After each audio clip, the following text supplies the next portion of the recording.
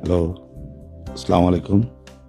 শুধু দর্শকবৃন্দ, আপনারা আমার সালাম গ্রহণ করুন। আশা করি আপনারা সবাই ভালো আছেন, সুস্থ আছেন। এখন আমি মমতাজ রহমান আকবর সাহেব পরিচালিত আরবান ছবির লোকেশন থেকে বলছি।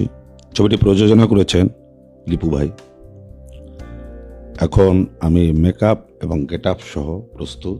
কিছুক্ষণ পরেই চিত্রায়িত শুটিংয়ে অংশগ্রহণ করতে যাব।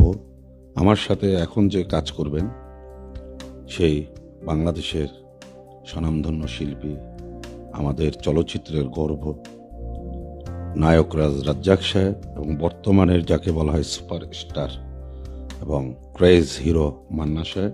ওনারা দুজন আমার সাথে এখন কাজ করবেন। ন্যাচারালি আমার চরিত্রটা বুঝতে পারছেন, খারাপ মানুষের যা হয়।